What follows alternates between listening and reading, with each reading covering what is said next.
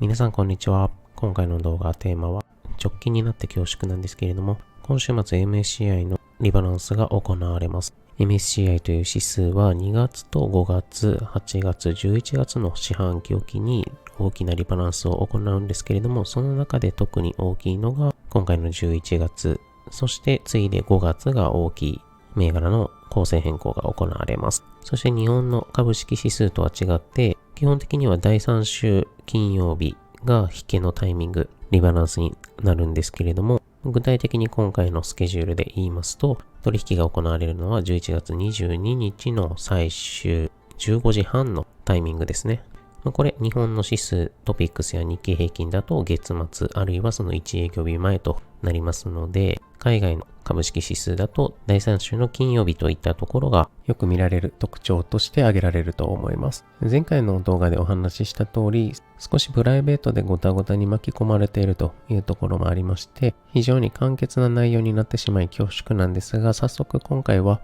MSCI のリバランスで日本株が買われる銘柄、そしてそのインパクトが大きそうな銘柄というのを上位からご覧いただきたいと思います。まず一番上黄色になっているフジクラですけれども、こちら新規採用の予定です。実際に入れ替えが正式に発表になった11月の上旬、10日前後あたりからインパクトの大きい銘柄というのは動きが見られているかと思います。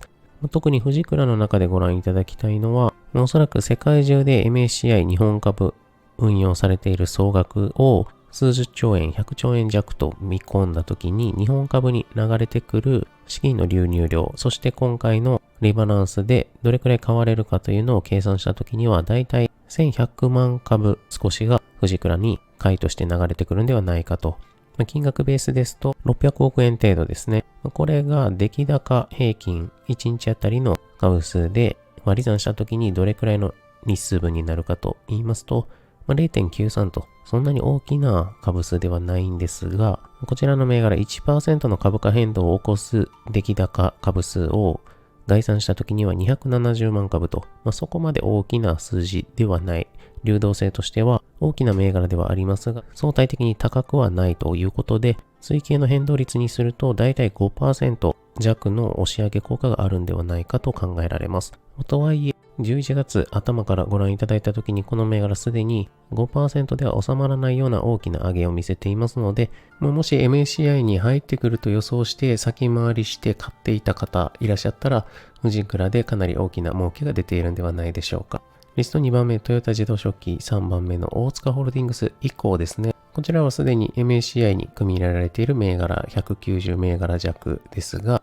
その中にすでに選ばれし銘柄の中でも株数の構成割合の変更によって資金流入が見込まれる銘柄ですね。その中で推計変動率の大きなものをご覧いただいています。だいたい 1.5% から 3% 程度の押し上げ効果というのがご覧のリストの銘柄では見込まれるという形ですね。続きまして、今度は売りの圧力にさらされそうな銘柄リストをご覧いただきますと、こちら上から8銘柄青のハイライトにしていますが、これが除外となる銘柄です。MSCI の構成としては、日本の株式指数と違ってリートの銘柄も組成がされています。一番上3283のプロロジスはリート銘柄となっています。そして指数から除外される銘柄、だいたい250億円程度の売却予定されていますけれども、先ほどと同様に出来高日数換算した時には10日分が一番多くてプロロジスリート、続いて浜松ホトニクスが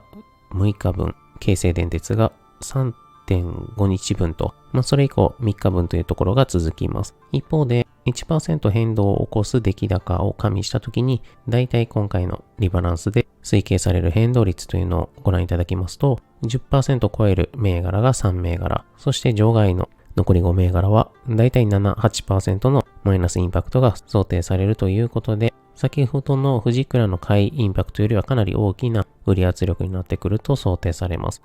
ご覧の中で一番データ特徴的になっているのが4062のイビデン。こちら出来高の日数換算したときにはマイナス 0.98 と1日分にも満たない売却株数になっているんですが、変動率を見るとマイナス 7.36% ぐらいの売り圧力ということで、これは他の銘柄よりも相対的に出来高は大きい数字が出ているんですけれども、1% 変動させる大きさというのはかなり少量の株数でも大きく動きやすいというような特徴となっています。またその他挙げられる特徴としては、ローム、サムコ、こういったところ、半導体関連の銘柄は相対的に時価総額が以前よりも下がってしまっているので、優先的に除外の序列が上がってきてしまうというところかと思われます。ですので、この後ですね、次のリバランスなども除外候補としては半導体関連の銘柄が要注意になってくるかと。そういった中長期的な注意点は頭の片隅に置いておいた方がいいかもしれません。それぞれの株価推移ですね。まず採用の方でご覧いただきますと、藤倉青の線が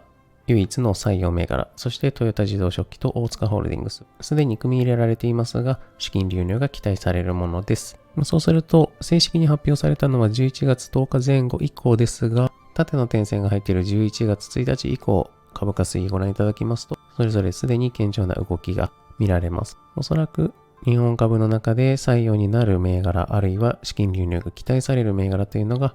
すでに11月の頭の段階で想定されていて、先回りしている資金が一部見受けられるというところですね。続きまして場外の方、8銘柄ありますので4銘柄ずつ。まずは1位から4位のインパクトが出てきそうな銘柄。リート銘柄に関してはそこまで大きなインパクト出ていませんけれども、浜松オートニクス、黄色の線ですね。こちらに関しては時期的に業績関連の影響もあるかと思いますが、かなり大幅に売り込まれています。また京成電鉄も発表、正式なものがあった11月10日以降ですね、ご覧いただきますと山をつけて軟調な推移をたどっています。続いて5位から8位の除外銘柄ですね。ローム、サムコ、イビデン、マツダと。むしろ上位の4銘柄よりもこちらの下位の4銘柄の方が除外のインパクトとしてはすでに動きが見られている。それぞれの銘柄が軟調な推移をたどっているのがご確認いただけると思います。またローム、サムコ、青と黄色のラインに関しては半導体関連ということもありまして、トランプ相場の中でも相対的に軟調な推移たどっていますので、あとはですね、今週、週末あるいは来週の頭にかけてそれぞれの銘柄どのように動いてくるか。藤倉に関しては買いの圧力の方ですので、ある程度期待はしてしまいますけれども、すでに11月の中で相対的にかなり上がっていますので、このイベントインパクトを期待して取りに行くというのは少し難しいタイミングかもしれません。逆に、すでに持っているような銘柄、あるいは狙っていた銘柄の中で売りの圧力にさらされそうな銘柄というのは、週末あるいは週明けに関して大きな違和感を感じるような下げを記録すれば、そこで拾っていくタイミングと捉えるのも考え方の一つとしてはよろしいかもしれません。ということで今回は駆け足となり恐縮ですけれども、MSCI のリバランス、大きなインパクトが出てきそうな銘柄、それぞれリストアップしたものをご覧いただきました。今回も最後までご覧いただきありがとうございます。引き続き当チャンネル応援いただけますと幸いです。よろしくお願いいたします。また次回の動画でお会いしましょう。